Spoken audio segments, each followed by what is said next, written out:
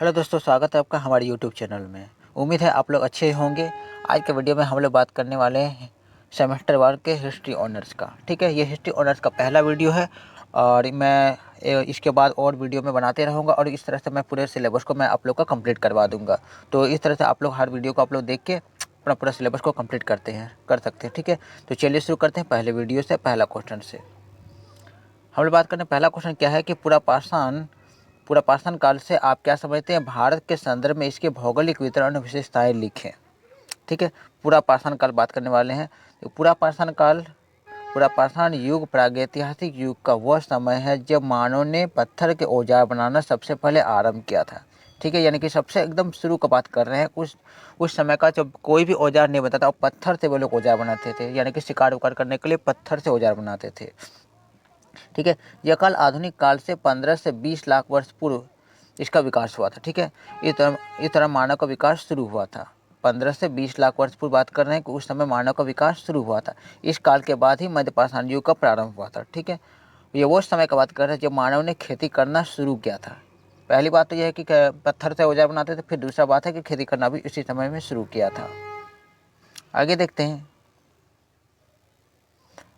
चलिए इस समय देखिए आगे में क्या कह रहा है। पूरा पाषाण काल में ही आग की खोज हुई थी। ठीक है, आग की भी खोज इसी काल में हुआ था। इस काल के मानव के जीविका का मुख्य आधार शिकार था। ठीक है, शिकार करते थे, उसी से खाना पीना वगैरह उसका चलता था। इस काल के अवशेष आंध्र प्रदेश के कुर्नूल, कर्नाटक के हुसनेंगी और उड़ीसा के कुलियाना, राजस्थान के डिनवाना तालाब के निकट मिल जाते हैं। ठीक है, और ये और जगह कहाँ मिलते हैं? मध्य प्रदेश के भीमबेटका और छत्तीसगढ़ के रायगढ़ जिले के सिंघनपुर में भी मिलते हैं। यानी कि ये जो पुरापाषाण काल के जो अवशेष हैं ये सारी जगह में मिल जाएंगे वर्तमान समय में। ठीक है, आगे देखिए। इन अवशेषों की संख्या मध्य पाषाण काल के प्राप्त अवशेष से बहुत कम है। यानी कि जहाँ जो प्राप्त हुए थे अवशेष वो मध्य पाषाण काल से भी प्राप्त से बहुत कम है। रॉबर्ट ब्रूस फूट पहले व्यक्ति थे जिन्होंने 1863 ईस्वी में भारत में पुरापाषाण काल के औजारों की खोज की थी। पुरापाषाण काल के औजार, वो औजार जो पत्थर के बने होते थे, उसका खोज करने वाले थे सबसे पहले रॉबर्ट ब्रूस। आगे बढ़ते, इस काल को जलवायु परिवर्तन तथा उस समय के पत्थर के हथियार तथा औजारों के प्रकारों के आधार पर निम्न 3 भागों में विभाजित किया जा सकता है। यानी कि पुरापाषाण काल को आगे हम लोग 3 भागों में विभाजित कर सकते हैं। 3 भाग देखते हैं। पहला भाग निम्न पुरापाषाण काल, मध्य पाषाण काल और जो तीसरा है उच्च पुरापाषाण काल। एक एक करके सारे भाग को देखते हैं। चलिए पहला भाग देखते हैं, निम्न पुरापाषाण काल। निम्न पुरापाषाण काल के बारे में क्या कहता है? Professor RS. शर्मा ने इसे 50,000 BC और 5,000 BC के बीच का काल माना है। 50,000 बैकवर्ड क्रिस्ट से लेकर 5,000 बैकवर्ड क्रिस्ट के बीच के समय को काल को आर.एस. शर्मा ने निम्न पाषाण काल माना है। आगे देखिए इसमें क्या कह रहा है। इस युग का मानव आदि मानव था। आदि मानव जानते हैं, आदि मानव वो था जो जंगलों में रहते थे, कपड़े उपड़े नहीं पहनते थे, शिकार करके अपना खाना पीना चलाते थे। ठीक है, इस युग का अधिकतर भाग हिम युग था। हिम युग, ये समझिए कि ये हिम युग का बात कर रहा है कि ये हिम युग का मतलब होता है बर्फ से ढका हुआ। यानी कि उस समय का मैक्सिमम जो भाग रहता था वो बर्फ से ढका हुआ रहता था। ठीक है, मानव के जीवन की उत्पत्ति पर निर्भर था। ठीक है, ये समूह में झील, नदी के तटों और गुफाओं में रहते थे। ये रहते कहाँ थे? ग्रुप बनाकर रहते थे, झील के पास रहते थे, नदी के तटों में रहते थे, गुफाओं में रहते थे। ये फल फूल कंद मूल खाकर और शिकार द्वारा मारे गए पशुओं के मांस व झीलों के तट में पकड़े गए मछलियों को खाकर जिंदा रहते थे। समझ गए आप लोगों ने? क्या कहते थे ये लोग? अगर पहले फल फूल कंदमूल खा के जिंदा रहते थे, उसके बाद शिकार करके वो जो शिकार करके जो खाना मिलता था उस वो खाते थे। उसके बाद मछलियाँ पकड़ते थे, क्योंकि ये झील के किनारे नदी किनारे रहते थे, तो मछलियाँ पकड़ के ये सब खाना पीना खा करके ये गुजारा करते थे ये लोग। ठीक है, आगे देखिए।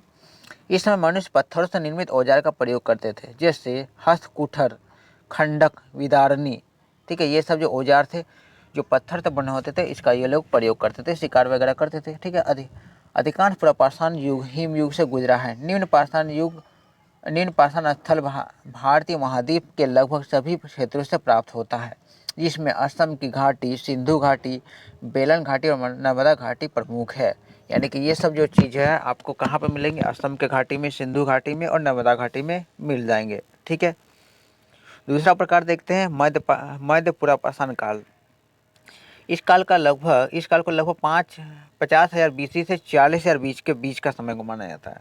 50,000 से BC से 40,000 BC के बीच के समय को माना जाता है। इस काल में पत्थर पापड़ियों से बने औजारों का उपयोग होता था। इस समय जो औजार बनते थे वो पत्थर पापड़ियों से बना होता था। ठीक है, पत्थर की पापड़ियों से बने औजारों में फलक, वैधनी, छेदनी और खुरचनी होते थे। ये सब औजार जो होते थे पत्थर पापड़ी के बनाए जाते थे। और ये जगह कहाँ आपको मिलेंगे? तो ये सारे जगह आपको मिलेंगे कहाँ पे?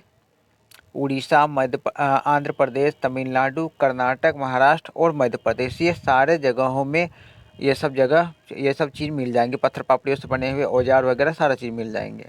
को तीसरा प्रकार देखते हैं, उच्च पुरापाषाण। ठीक है, उच्च पुरापाषाण काल। इस काल को 40,000 BC से 10,000 BC के बीच रखा जा सकता है। ठीक है, इसमें देखिए उच्च पुरापाषाण काल में आर्द्रता कम हो गई। तो पहले क्या था कि बहुत बहुत ज़्यादा हिम से बर्फ से ढका हुआ जगह होता था, अब थोड़ा सा बर्फ का कमी हो गया है। ठीक है, तथा हिम युग का अंतिम अवस्था था। इस समय जो बर्फ का समय था वो थोड़ा घट गया था। इस समय आधुनिक मानव होमोसेपियंस का विकास हुआ, यानी कि वर्तमान समय जो हम लोग आदमी को देखते हैं वो सब का विकास इसी समय हुआ था। इस काल के औजार अधिक तेज चमकीला थे। जो औजार बनाया जाता था, पहले तो पत्थर के औजार बनाए जाते थे तो जैसे तैसे बना देते थे, लेकिन अब उसके बाद जैसे जैसे समय बीता तो औजार भी थोड़ा बढ़िया बनाने लगे, अच्छी क्वालिटी के औजार बनाने लगे ताकि शिकारों में सुविधा हो। ठीक है, ये औजार हमें आंध्र प्रदेश, कर्नाटक, महाराष्ट्र, मध्य प्रदेश, दक्षिण उत्तर प्रदेश और बिहार के पठार में मिले। ताम्रपाषाण काल में चिलकोसित का खोज हुआ था। ठीक है, चिलकोसित का खोज ताम्रपाषाण काल में हुआ था। तो ये हम लोगों ने देखिए पहला क्वेश्चन का पूरा आंसर। ठीक है, अब हम लोग दूसरे क्वेश्चन पर आ जाते हैं। दूसरा क्वेश्चन क्या है? मध्य पाषाण युग, मीसोलिथिक एज से आप क्या समझते हैं? इसकी सांस्कृतिक विशेषताओं का उल्लेख करें। मीसोलिथिक एज का बात करने वाले हैं। ठीक है, आंसर देखते हैं। यह काल पूरा पाषाण और नव पाषाण युग के मध्य का काल होता है। ठीक है, ये तो पता ही है। उच्च पाषाण युग की समाप्ति लगभग 9000 BC में हिम युग के अंत के साथ हुआ था। जो पहले हम लोग बात कर चुके हैं कि वो पूरा पाषाण काल का समय जो था वो हिम युग था, यानी कि बर्फ से ढका हुआ समय था। फिर धीरे धीरे बर्फ भी खत्म हो गया, तब आदमी अच्छे से रहने लगे। अब क्या हो गया? ये समय जब हुआ तब बर्फ खत्म हो गए थे। जलवायु में परिवर्तन हुए, जलवायु अब पूर्व से अधिक गर्म और शुष्क हो गया। अब क्या हो गया? गर्म मौसम आ गया था। ठीक है, अब क्या हो गया? पेड़ पौधे, वनस्पति, पशु पक्षियों में भी परिवर्तन हुआ। पेड़ पौधे, वनस्पति, सारे चीज़ में परिवर्तन हुआ। क्या परिवर्तन हुआ? देखिए, बर्फ के स्थान पर घास युक्त मैदान।